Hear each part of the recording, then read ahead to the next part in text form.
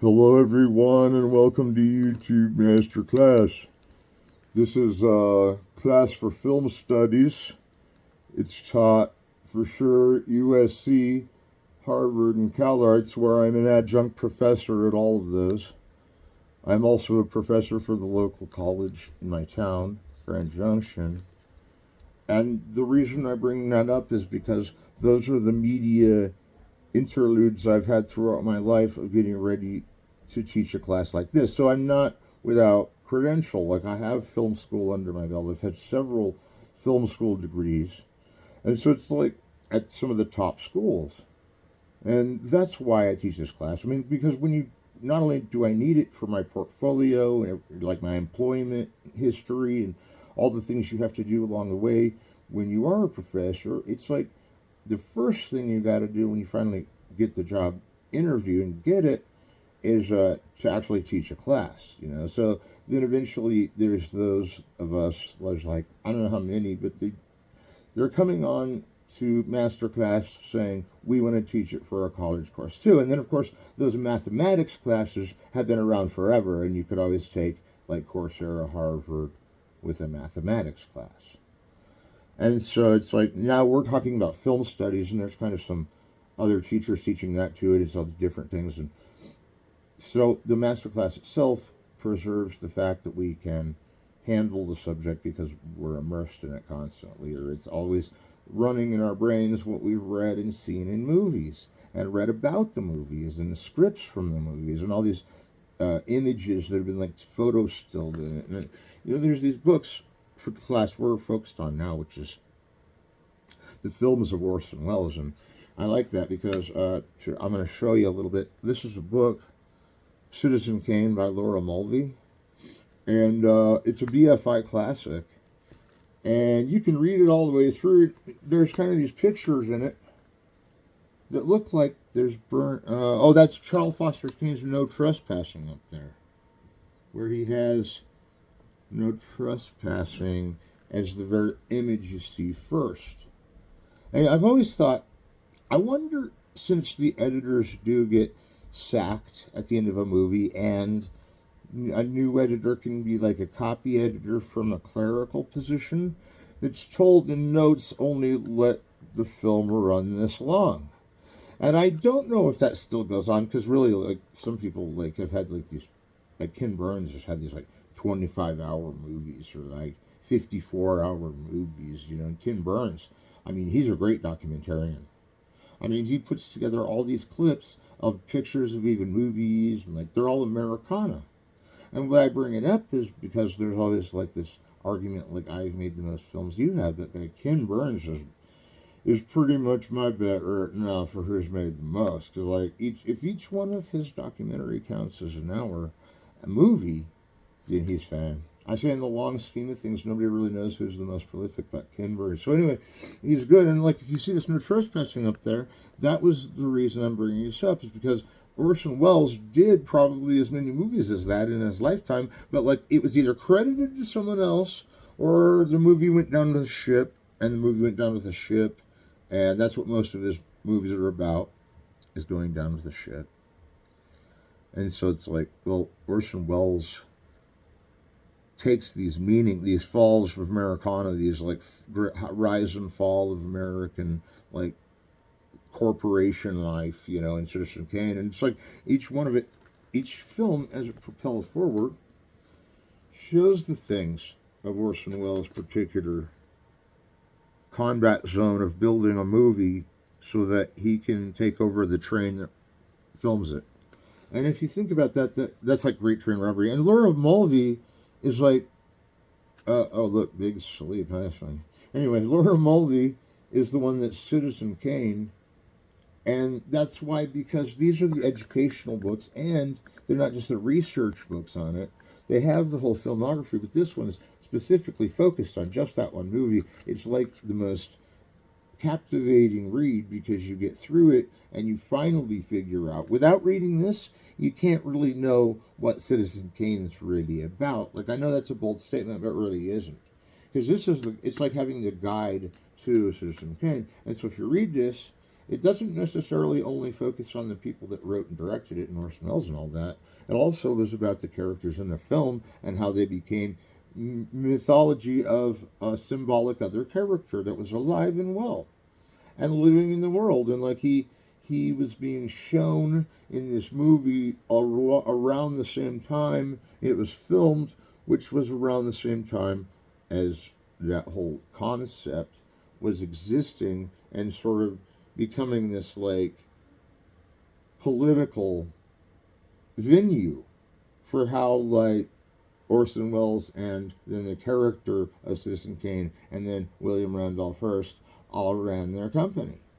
And they ran the meter high. Like it was like, it's like one of those establish as control power and displace it through the media, and then you've got your army ready or your military ready all throughout the world, and then it's like they're all pointing their gun at everyone and saying it's like the end of Birth of a Nation. It's like they're saying, "You vote for Kane," and that's the thing it's making fun of in the movie, though. It's like satiric, and so you're already seeing like how confusing that can be on purpose.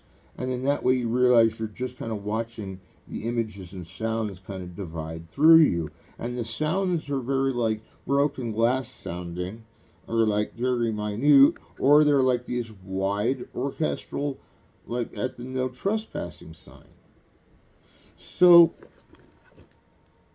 Citizen Kane is politically motivating the consciousness of who's going to get elected. And usually they say the ballot and the bullet, right? And these are American concepts that we're talking about. And that's what's interesting about Orson Welles is most of his movies take place in America. Well, not really. Because he did movies in other foreign countries. But like Magnificent Ambersons was like the reason he left doing just American movies. Because he likes the movie that he's ever seen it, I'm not sure. Probably not. Because he particularly did not want to see it, not because it was wrecked, but because his friend that was the spotter for the film said it looked good, we can wrap, And so as soon as the spotter guy sees that the movie's good, they know he's right because he's been like trained to like be the spotter, so it's not that big a deal, but it's when it gets back to the, the clerical problem. The clerical problem, the wheels fall off the ship and like suddenly half the movie's gone. It could have been any accident that did it, but like that UCLA and Library of Congress have brought it back to this form. And this one was really, it wasn't easy to track this one down. And I had a lot more Orson Welles covers like this. I'm still looking for them. They'll come back. My collection is so huge, and I do this for class that I illustrate, and some of them will come back. But then we also looked at the lady from Shanghai. Now, before I keep naming names, this is the last one I'm going to name. I just wanted to show these nice photos of these and have a recap here since we're halfway through. The course is halfway through. 8 classes have been had. There's 8 to go, and we're all speed ahead. There you go. The lady from Shanghai, 3.5 stars. Orson Welles, or Vintage Welles, it says. That's cool, Vintage Welles. This is all a digital copy, and like sometimes you just get these for the collection, not even to watch or get the disc out. Just buy it for the sake of having a beautiful artwork collection. Because if it's preserved on digital, that makes it so much more like the grains that used to be on film are nice, but on this, it's this perfect shadow in the background, even on this cover. It's these perfect background shadows on all things that eventually, if they increase, they eclipse it. So the lady from Shanghai has this kind of weird concept of like, I'm following the femme fatale in this film noir to East Asian, Atlantic and Pacific, in between, that they're going on a giant yacht, but it's bigger than a yacht. It's like a big ship that they order and get. It was a big ship they order and get, and they drive it around, and the boss of the ship has Orson Welles come along, and his wife is Rita Hayworth, and those are their characters, you know. We don't want to get too confused. And the lady from Shanghai has this whole thing where he's like, it seems like he's got to like fight her to kill her before she kills everyone, or she's going to kill everyone and get away. But there's something mirror imaged about that, you know. And that's why they have that mirror like maze at the end where it's like, it's like, I'll kill you, and then you're back, and then she's back, and then she dies again, and she's probably coming back again. I mean, it's kind of got this whole like looped narrative, so we can kind of ride the ride of the movie, because the lady from Shanghai has a scene where finally he does her in, and then it has other scenes not out of sequence of her alive again. And so we all knew that. We kind of know that about Lady from Shanghai. We kind of do. And that's what I really wanted to limit that one to. But she doesn't really, we don't really find out if she comes back to life, if it's her ghost. That, like, can you see a ghost? It might be invisible. You know, but that Lady from Shanghai is actually a lot more action-packed than that. And pretty modern, like the Manchurian Candidate. It sounds like I was saying it was slow and maneuvered, but it's like a crash course in like instant filmmaking, dude. They've got the train shot at the beginning that goes down to like the stagecoach thing. It's not a stagecoach, it's like a horse and carriage, you know. And they're riding on it, and he's driving the horse and carriage. I mean, the tracking shots going with it. It's an action-packed movie. I mean, like, it's got these wild scenes all over the place. They keep shooting above the like cliffs, and the cliffs are all looped and everything in these like shots from overhead. And then Rita Hayworth, you'll see her like swimming from like 3,000 feet high. You'll see her down here in the water like swimming along, and then like in the next shot she'll be like back up on the other side of the rock, and it's like the water she gets out, you know, right there on the other spot, and right there on the beach she kind of swims over. So it's like this shot up here and this shot down here match on action, and it totally is easy to tell. That's really a good match on action. There's a lot of good match on actions and match on symbols, like that is too. In Citizen Kane, especially. In Citizen Kane, everything's a contradiction. The scene that's first is contradictory to the next, and that's why he arranged the age out. You always contradict yourself, everyone, on the different times you have different conflicts. So that Orson Welles is saying, I understand how hard this is, but it's like, if it ends up on screen, it's going to be amazing to have these concepts. And one of the interviewers of him, Peter Bogdanovich, was like, well, why do you have these like subversive conflict in intense Lady from Shanghai and what was it else, you know? And it's like, well, Orson Welles is saying, because that scene where there was a split from up top of a cliff to the split to down bottom where the beach is, in that canyon, you know, in that Pacific Canyon, Eastern Pacific, right? And he's speaking in Irish over the narrating. That he must have done right on hand and known it was perfect when he filmed it. So he was getting a lot of acclaim at this time because, you see, he was getting more and more acclaim already since Hearts of Age, and it was really gravitating upwards. But by the time of Lady of Shanghai, even before that, Magnificent Ambersons, he's always at least directing a film he wants to. He at least picks up the film, says, this is what I'm going to direct. And he goes for it. But, like, that's the real cost, is like, how many of his films did we lose? And we just can't think about that too much because they're probably gone, or they're in projects to make other movies or have. And like a lot of that's not notes that anyone will give out because that's usually a secret. Like who's going to direct what. And so then you get to Touch of Evil a little bit. And later from Shanghai, there's other movies in between these. There's The Stranger, there's The Trial, there's Orson Welles was not just The Trial, but The Chimes of Midnight, Othello, Macbeth. And, gosh, we've got a whole bunch, we've got a few more to cover, but the thing is we've got 8 classes to do it. And so we'll seriously do these recaps once in a while. And if you're enrolled in this course, that just means that you've picked it up from Coursera and that you're watching it for them. And if you're enrolled in this course, That means, like, this is the ninth class, you know. And so, like the ninth gate. No, I'm just kidding. This isn't the ninth gate.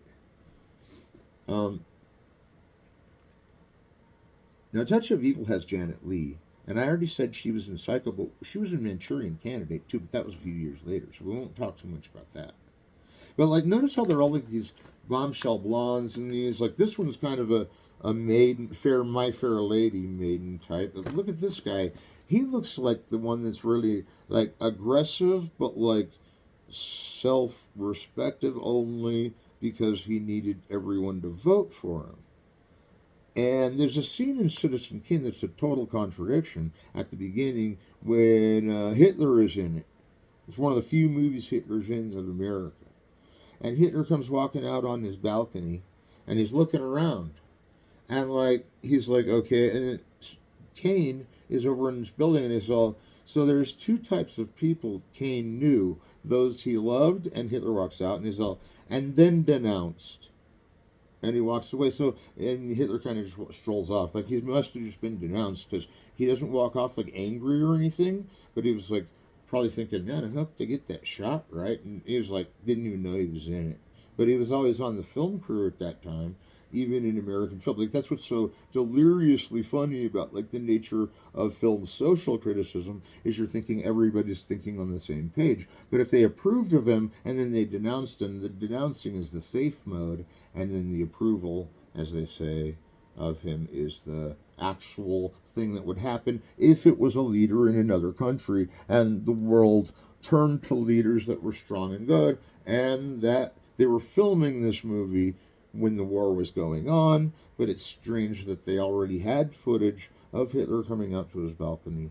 And I think there's some, like, in the original Forrest Gump, they did something like it. Hitler comes out on his balcony, and Orson Welles waves to him, and he waves back, and they know who each other are. And then it's used in the movie, supported, and then denounced. Well, if you supported it at all, it don't matter now if you denounced it. I mean, you shouldn't. You got to choose which direction to go in. So they've contradicted us completely by saying, no, we don't support him. And then it's 1941. That means most Americans were against him, but that they filmed it earlier. And then that they look friendly on film. And here's the best part that's going to knock your socks off. It was really him, you know. It wasn't an actor playing that part. So now we all know Hitler's in Citizen Kane. So what do we think?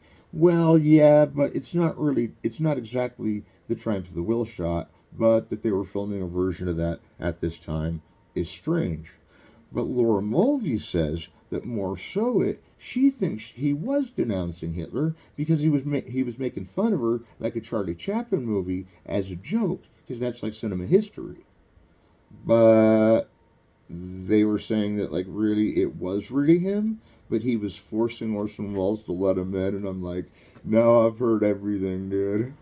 Like, there's no... Fritz Lang must have gone and picked him up with a helicopter or something. No, I'm kidding. They didn't have those back in the Stone Age.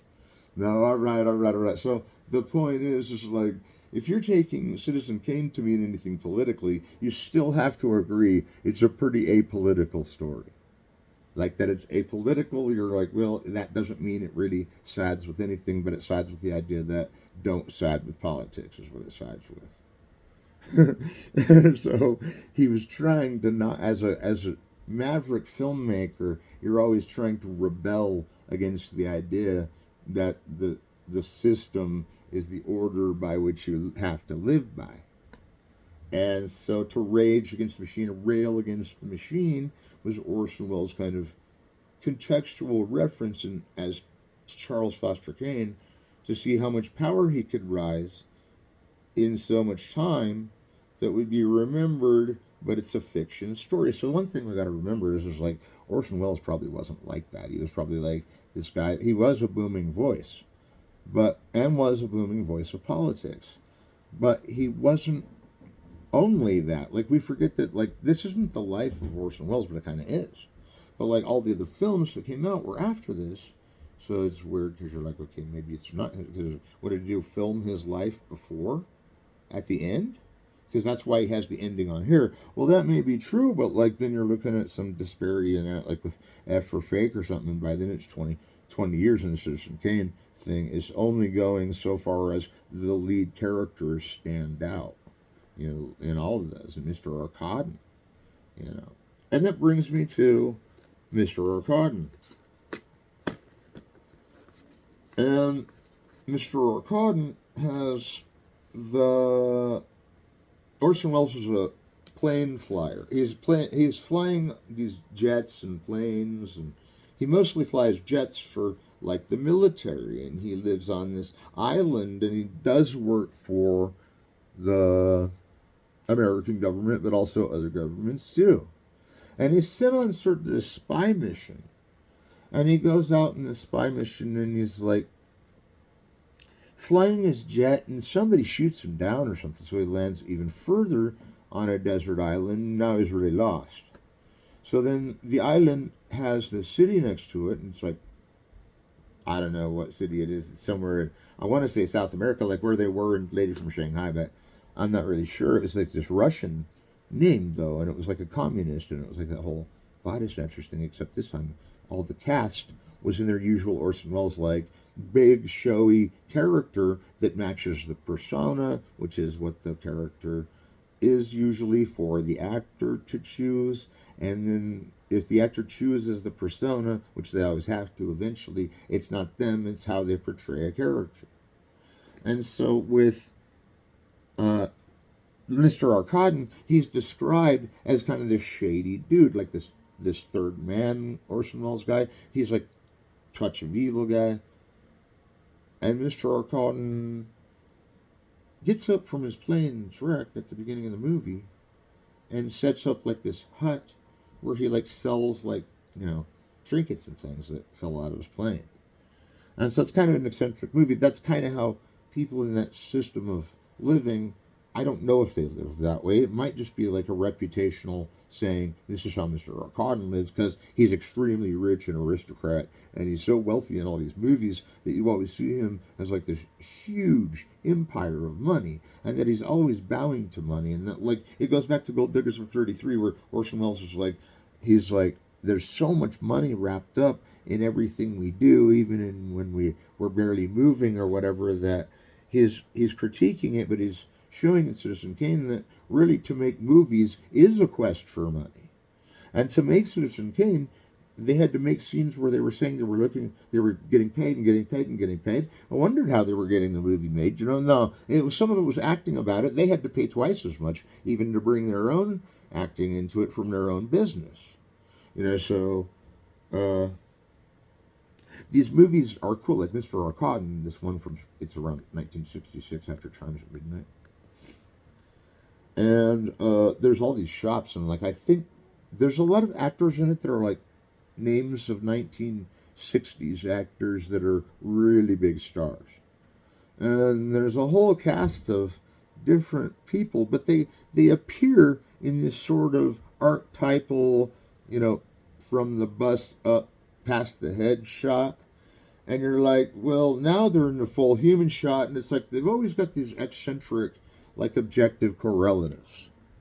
And the objective correlatives are where a character that has a persona has an object, and that's normally what they would do with that object. Like, objective correlative, my hat is my objective correlative, right? Like, Chaplin, it says Kane in this hat. See, everybody's got an objective correlative, like most of it's usually clothes, but objective correlative does have a symbolic meaning, not just for the persona, but for the social attitude. Like, for instance, the kind of hat they wear, or the social narrative of like, this is how it is for this, and it's hard in some ways and easier in the other. And so there's this whole thing going on with Mr. Arkadin, and slowly he's being discovered as Russian, and like the Cold War's kind of coming to an end, but like Vietnam's gone on, and like is about to, and this in real life, in our history. And then Mr. Arkadin, he goes into these stores, he sees all the characters, and now he gets into his recording of like trying to figure out who is who. So then the movie kind of takes a switch, and this was really interesting because the narrator is different now. About 30 minutes into the film, it's not even, it's eccentric. the narrator changes from this guy who's kind of saying what's going on in these like circuits of like what the narrative is supposed to be about.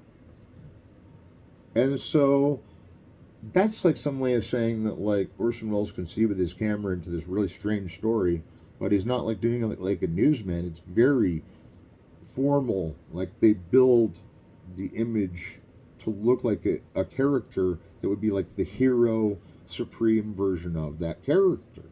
And then they also have these like interrogations with them to get to the bottom of where Mr. Arkadin went, because now you don't really see him for a while until they catch up to him at the end. So it's like he disappears kind of from the movie, and they kind of stop talking about him too. And they're in some kind of other movie in the other room, and you know that's the funny part, because there's always like all these movies going on, and a lot of these movies reference the ones that were going on while these were on, whether they were from studios or not. Not so much for any other reason, but that's kind of one of the sales points of it. You're like, these characters were in other films together, or they were in other films that were by the same director, if you're really into that. In the trades, you can see if Orson Welles would have had himself in any of his movies if he had found a way to not be in the movie. And the reason he's always in it is because he's got to do the movie the way he wants it. Because he got that deal with Citizen Kane, he kept that deal. It's the way he wants it. So Orson Welles, really, when he made his movies, it was like these networks of power and money and costumes and music and passion and destruction. I don't like the word passion. How about fructuous? Because like it's fruit, passion fruit, you know. So that was what he said in Touch of Evil, Orson Welles. So I was looking at the cover, and see, the cover is speaking to me. It's saying, get on with it, man. Okay, Mr. Arkadin, on the other hand, he is not exactly the least eccentric of all these other characters, and that eccentric characters run through Orson Welles, and that's very theatrical, but they're also realistic enough. Like in Lady of Shanghai, his Irish character is realistic enough that like we can actually, you know, suspend our disbelief in the direction that like that's him in all those different films, and he looks so different even all through Citizen Kane and all through his films. So he looks different from Touch of Evil to Mr. Arkadin, but he's still this big guy. He's hiding out. He's probably like not really hiding out, but the camera doesn't see him, is where we are. And it follows him along, and finally you see the characters that are saying, where is he? And then finally they do all the interviews. And the movie, literally, I don't know how it does this, but like there's so much more in between of like these vehicles going down the road, and it's all at the vehicles going down the road in the background, you know. So it's like this roadway up here, and again you kind of see it from overhead then that they're driving around in Mr. Arkadin, and it's like this colony is in this island and that he crashed on, and now he's a member, but they're interrogating. It's almost an absurdist play, you know. Like, it's like they're interrogating Mr. Arkadin. They're interrogating everyone they can at first for no reason, but then they found Mr. Arkadin. And said he's been interrogating people too, and that's the end of the movie. So what can we learn from this? Is that Russian communism confuses everyone, but Orson Welles had to study it in college, so he's letting it out. No, Mr. Arkadin's a capitalist movie because every character in the film owns a gift shop. No. Mr. Arkadin is an unknown movie because we all saw it as kids on the Classic Movies channel, and you never heard me say that. But Mr. Arkadin, was it overlooked? Probably not, because it was in every film magazine in the world, you know. So we always think Mr. Arkadin opened to a like really elite crowd. Well, of course they were elite. Everybody was a film buff back then. So if they were interested in cinema, they were probably more used to the fact that they were looking at themselves as what they want to be, so they would want to be the thing they saw, and that goes back to classical cinema. And Orson Welles kind of takes these roles in his movies. They're not necessarily roles that anyone could play for themselves, but the actresses with their persona, and then all the subjective correlative of these films is like somehow contradictory in symbol, because it's saying this is an extreme big like monolith versus like a tiny speck, and then getting in between there or going the other way, this being life, this being the end, and everything in between, flipping through the common use of why you would have an idea, is not just in Citizen Kane, it's throughout. And Citizen Kane maps it all the way to F for Fake, and Citizen Kane has Mr. Arkadin characters in it, and again, there are those RKO guys, but this is not necessarily that it has to be RKO, because RKO gave him Citizen Kane, and that was the one where he was lucked out to apply to. And you wonder also if he's making all these other films, is like, did some of the scenes of these movies come from the other films that he was making, and they had to use them for these movies? Well, why I don't know that idea, but there's a diegesis. There's this thing about how the movie has a story that's cinematic, and that is, it tells you the story from beginning to end. And so if it tells you the story from beginning to end, it's saying that, like, that's also an index of the story to come, of the next one, and how it will go back to the other, and how one program teaches us that the next has the answer. And it's not a program, it's a movie, but I'm saying if they put it in the theater and they're showing it in the real box, then they're showing Orson Welles always in this like sort of widescreen. Citizen Kane, it was even in 1.44 to 1. That's a good solid rectangle there. I mean, it's like Touch of Evil's in widescreen, and widescreen's not a real term. What I mean is like traditional widescreen, actually, but like it's also used for widescreen TV and widescreen monitor, and so it's like widescreen is not necessarily the same thing if you talk about it in two ways. And so now Mr. Arkadin, again, you're like, okay, so we run through these movies, and then we get to Mr. Arkadin, and we see how there's like this progression, but we kind of talked about the trial out of sequence there, because that one was over after all these. And Mr. Arkadin has the ultimate conclusion that freeze frames, that's like, was there a point to this, or was it just a direct attention to there's this lost communist guy that kind of adapts into the town's life? Then they do interviews, and I guess he's got to do interviews, and this kind of leaves a mystery. Like, didn't he fall from a plane that was shot down and then exploded there? This is like some kind of absurdism, anarchy, like apolitical, like it's just like, but at the same time, it's got these classical venues of these tall characters, and they're just walking around. They're like, I'm going to stand right here next to my parrot bird cage, and that's my objective correlative. So to get full around to that. And there's like other characters in Mr. Arkadin. He has the objective correlative at first of his gun, his like rifle, and he's while he's scaling the, island, he's got his rifle, and these are all,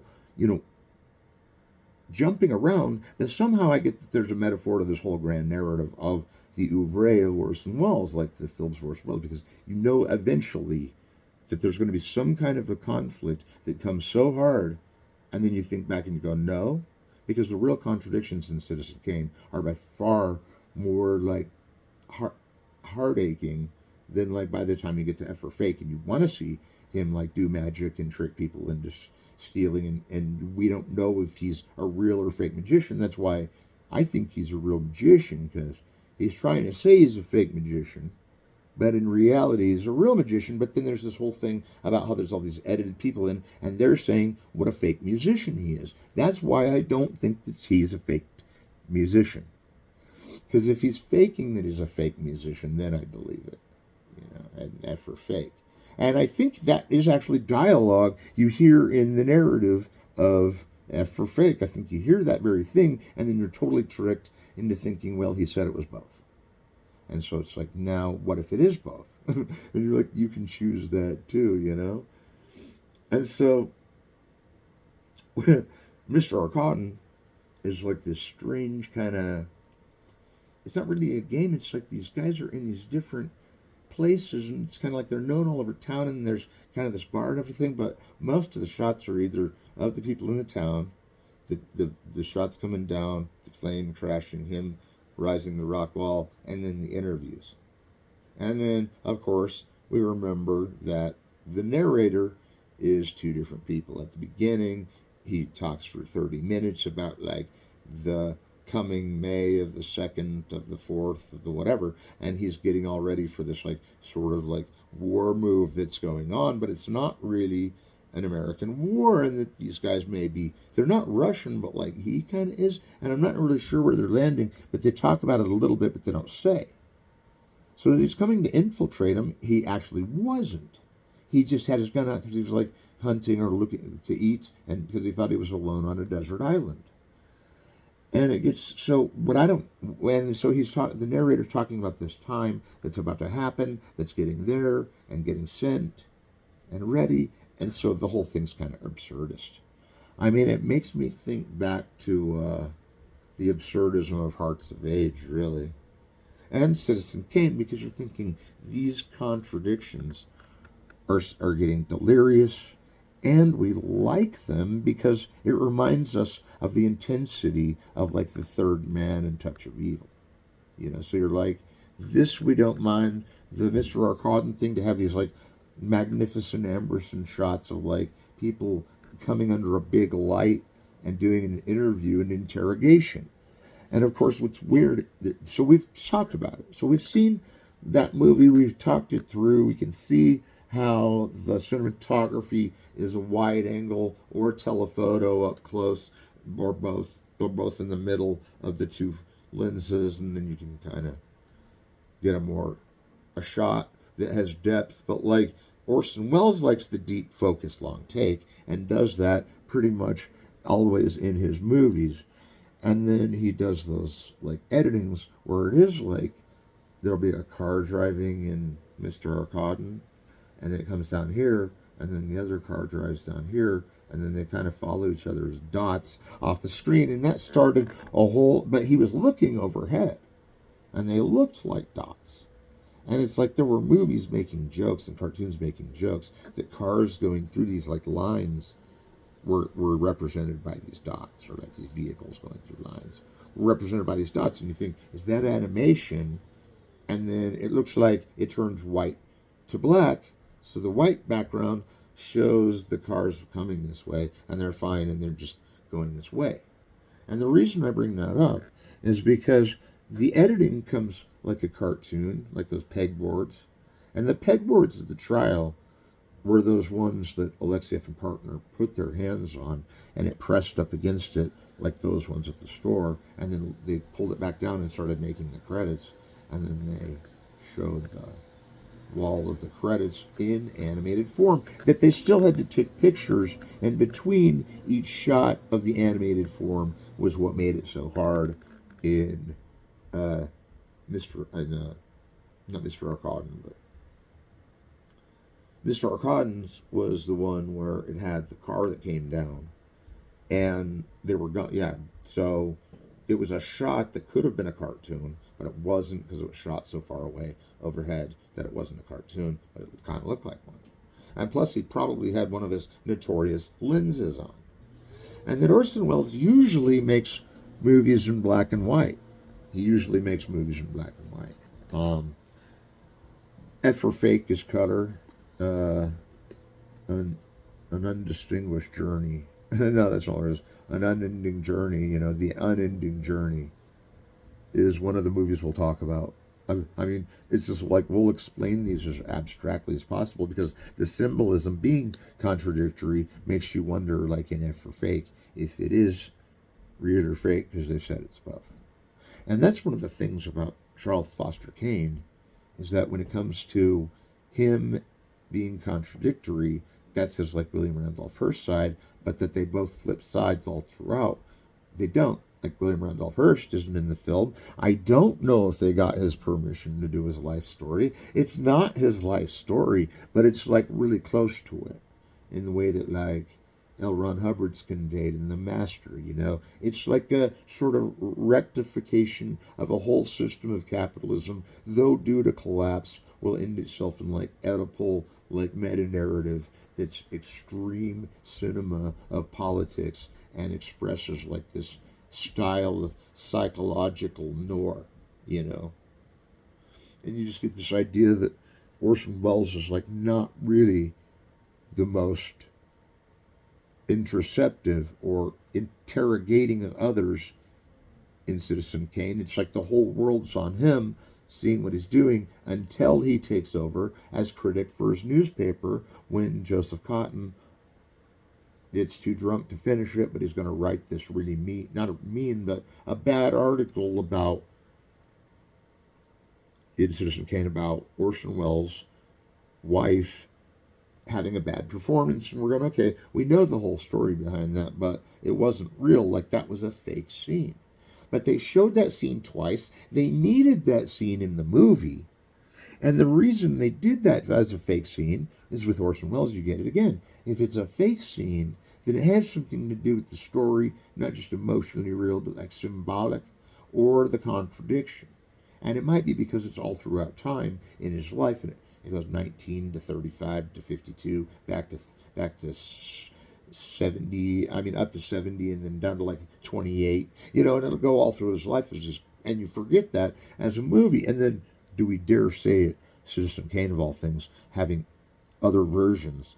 But again, here, Hitler's already in Citizen Kane, And so it's like, everything's been done at the end of Citizen Kane. Now we're at the even bigger one. It's like the Intolerance, the Magnificent Ambitions. So then you see yourself, while you're watching Orson Welles movies, slowly remember these things like about his films. And most of it is the story to the film that propels the actors anyway, or propels the whole dramaturgy of the film, because there's no way that Orson Welles didn't plan everything that did make it into these movies. Because he planned everything. He thought, I'll think through this, I'll set it here. And even if he's improvising, like he kind of was in Touch of Evil, with the microphones where they're running along, it's like Orson Welles was doing these things to be self-reflexive of the cinema entire, the myth of total cinema, yet even in black and white, but like the intensity of like his British cohort, Carol Reed, and how they worked on that movie together. And Orson Welles said Carol Reed could have total credit because he owed him one for showing him how to do things like that. And Orson Welles was doing those things, and Carol Reed had been doing those things. Like, it, I don't want to say win and win, but they were working alongside each other, and it was just, they worked it out, but it wasn't like a disarming workout. Like, Orson Welles wasn't like fighting for the credit to that. Like, if he needed to fight for credit, he would fight for credit. But he was already getting credit as the actor, and plus, it was his idea probably not to be on the director credit. And sometimes they just do that in movies. They like resolves it. Like, they'll have to pass the movie along to different directors. And sometimes it'll be like multiple directors at a time. And really, none of that really considered matters, because sometimes directors aren't really the ones credited only because they don't want to be, would be the only reason, or they wanted someone else to take the credit. And like these credit battles usually happens over companies, not like talent to talent. It's like the company would be like, you said that line in this movie, and it's totally our line in this movie. And I'm going like, well, that's pretty arbitrary because we were using that line from your movie. Only we, and it's like, oh, that's off the limits. And I go, well, that was in my original plan, was to use the words off the limits, I mean, trust me, I deliberate at the Writers Guild. I'm good at the Writers Guild, and they don't, I'm like the first seat there, Mr. Professor, and I'm like, well, I don't think you can actually copy from someone unless you have the copy in front of you. So when it's and if you memorize something from a book and it's the same words, then it's like, well, and like from a sentence, like if a sentence is forming that's formed somewhere else, they're doing it over again, or it was total coincidence, but you can only get 8 words out with that, a total coincidence. and it's like the words were the same, but like they didn't plan on that. They didn't see it before. Or it was a copy, or the words the words would, sorry, what I'm trying to say is the words would copy, and with the fakeness and realness of it all, again, the fakeness would say that this is needed as the syllogism, the metaphor, and the simile is saying this is what it's like, and that seems to be more real as the metaphorical, as although as seems more real than real, and these are formal constructions, which is another way of saying we faked this shot because it's real, and we put the real shots in when they're real, like the Hitler shot. And so I didn't exactly explain what I was getting to back there, and the only thing that distracts me was not really anything in general. It wasn't really leaving my mind, and I do know we've discussed it in this course. But I want to say, concluding remarks on Mr. Arkadin. One of the most eccentric things about it is the score.